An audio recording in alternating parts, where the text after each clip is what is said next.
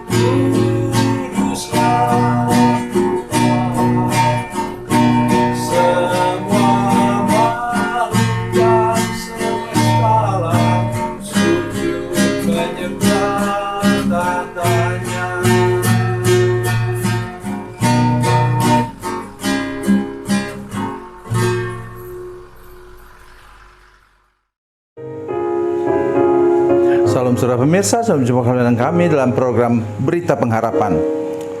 Saudara pemirsa, barang yang baru kita beli sekarang, mungkin itu pakaian misalnya, saya kenakan sekarang, 10 tahun lagi dia sudah lusuh. Itu sudah hukum, saudara sekalian. Begitu juga kehidupan kita secara rohani. Mari kita berdoa sebelum kita lebih jauh mendengar firman Tuhan ini. Bapa, dalam nama Yesus kami sungguh rindu pada hari ini bahwa kami mengalami pembaharuan daripada Tuhan. Bahkan kami rindu mengalami pembaharuan setiap hari, supaya kehidupan rohani kami meningkat dari satu level ke level berikutnya. Terima kasih Tuhan. Terpujilah namamu Tuhan. Kami mengucap syukur kepadamu dalam nama Yesus. Haleluya. Amin. Saudara pemirsa, mari kita membaca firman Tuhan dari Perjanjian Baru dari Injil Matius. Injil Matius pasalnya yang ke-9, ayatnya yang ke-16 dan 17. Matius 9 ayat 16 dan 17, demikian bunyi firman Tuhan. Tidak seorang pun menambalkan secari kain yang belum susut pada baju yang tua, karena jika demikian kain penambal itu akan mencabik baju itu, lalu makin besarlah koyaknya. Begitu pula anggur yang baru tidak diisikan ke dalam kantong kulit yang tua, karena jika demikian kantong itu akan koyak sehingga anggur itu terbuang dan kantong itu pun hancur. Tetapi anggur yang baru disimpan orang dalam kantong yang baru pula, dengan demikian terpelihara kedua-duanya. Amin. Firman Tuhan ini yang pertama berbicara tentang pakaian, kain. Kalau kain itu sudah tua, sudah lusuh, itu kemudian sudah sobek dan sudah tambal dengan kain yang baru, maka kain yang baru itu tahan, tapi kain yang sudah tua itu tidak tahan, maka kemudian akan sobeknya lebih besar lagi. Jalan keluarnya apa? Ya ganti dengan yang baru sama sekali. Ganti dengan baju baru. Yang lama, kalau di rumah kami di sini, kami menggunakannya untuk kain lap. Jangan dibuang juga, tapi cuci kemudian bisa untuk kain lap. Atau kalau dia lebih lebar, misalnya pakai untuk kain pel. Tidak ada salahnya kan, masih berguna kan? Atau ada ibu-ibu yang rajin, kemudian dia lipat-lipat untuk mengangkat panci atau apa yang panas. Saudara-saudara pemirsa, saya ingin mengajak kita hari ini untuk merenungkan ini sungguh-sungguh. Dan yang kedua ialah apa? Katanya kantong kulit itu yang disebut dengan kirbat. Ya, kantong kulit itu biasanya untuk orang menyimpan anggur. Ya, mungkin isinya 1 liter, 2 liter. Dibawa dalam perjalanan jarak jauh. Ya, jarang yang lebih daripada itu sih. Atau mungkin ada saudara yang pernah tahu itu ada kirbat yang bisa memuat sampai 5 liter. Tapi perjalanan jauh itu juga berat, saudara sekalian. Jadi itu yang disebut kantong kulit, atau dalam bahasa Inggris disebut itu botol, ya, botol kulit. Istilahnya sudah sama saja. Tetapi ayat firman Tuhan tadi katakan, kalau dia sudah lama, katakanlah sudah mungkin 20 tahun dipakai, dia sudah menjadi tua. Kulit yang bagus itu sudah menjadi tua. Dan kalau dia taruh itu anggur baru, saya tahu anggur baru itu apa? Dia bisa meledak, ya, karena apa? Uapnya itu banyak. Oleh karena itu, kalau kita masukkan ke situ, tutup dengan gabus, saudara sekalian, dia akan koyak atau pecah. Itulah sebabnya, saudara, kalau kita melihat gereja yang terpecah-pecah, maka kita perlu mengadakan apa? Kebangunan rohani. Entah apa istilah saudara sekalian, penyegaran imankah, kegerakan rohanikah. Dalam bahasa Inggris digunakan ada 3 istilah. Yang satu renewal. Renewal artinya apa? Renewal itu pembaharuan rohani. Apalagi itu yang kita bisa sebut KKR itu apa? Revival. Revival sebenarnya bukan kebangun rohani, sebenarnya kebangkitan rohani. Revive, bangkit. Kemudian ada yang lain, istilah yang lain lagi yang menyebutkan bahwa itu adalah pembaharuan iman, ya, renewal of faith, ya. Jadi iman katanya yang perlu dibaharui. Kalau menurut saya sih, ya sah-sah saja apa saja istilah kita pakai. Tapi yang terpenting ialah kantong kulit yang lama yang tadi diganti dengan kantong kulit yang baru atau kirbat yang baru. Itu sebabnya kami memberi nama ini kepada gereja kami, kirbat baru. Tapi saudara tahu bahwa kami setiap akhir bulan, minggu terakhir akhir bulan, itu kami mengadakan KKR lokal untuk jemaat kami sendiri. Mengapa demikian? Karena kami punya prinsip seperti ini tadi. sebagus-bagusnya sebuah gereja, kalau dia sudah lama berjalan, udah rutin yang negatif, maka kemudian dia tetap menjadi tua. Itu yang harus kita perhatikan.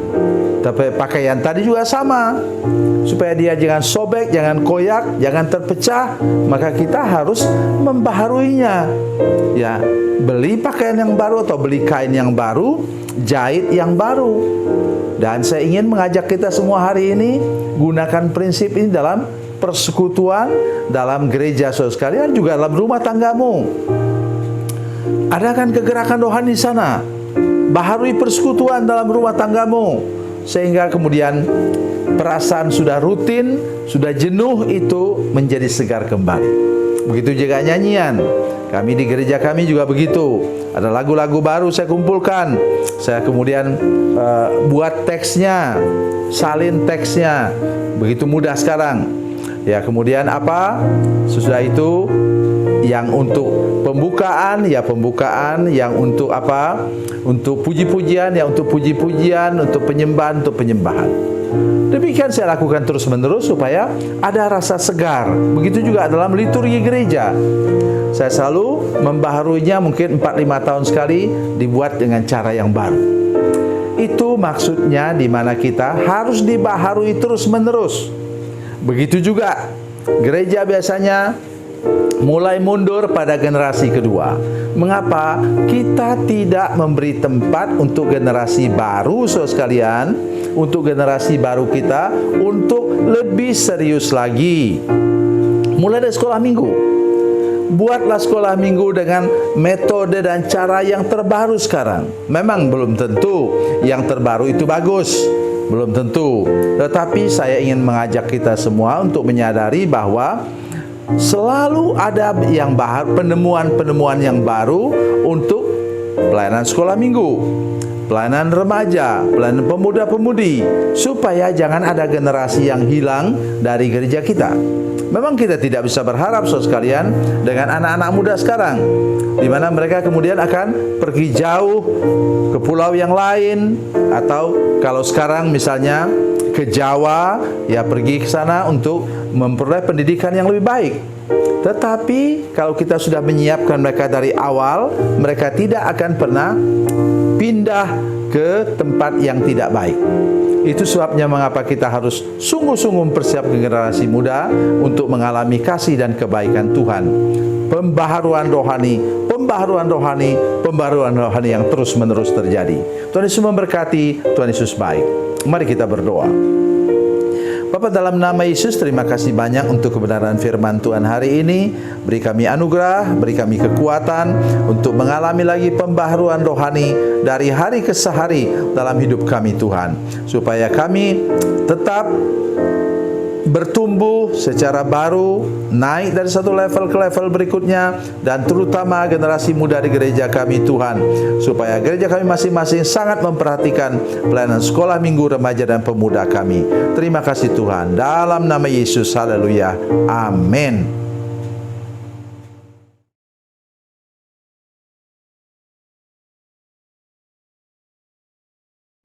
Salam saudara pemirsa, mengakhiri program ini saya mohon kepada saudara-saudara pemirsa sekalian untuk bila saudara menyaksikan program ini melalui channel YouTube, maka tekan subscribe dan bunyikan lonceng. Dan bila saudara menyaksikan program ini melalui channel Facebook, tolong saudara-saudara sekalian tekan like dan juga komen. Dan demikian pula bila sudah menyaksikan program Makanan Bergizi hari ini yang tertulis, maka tekan yang sama juga, tekan like dan tekan komen. Dan tolong saudara-saudara sekalian untuk membagikan program ini, share program ini di channel saudara-saudara sekalian, supaya lebih banyak lagi orang diberkati melalui program ini. Tuhan Yesus memberkati, Tuhan Yesus baik.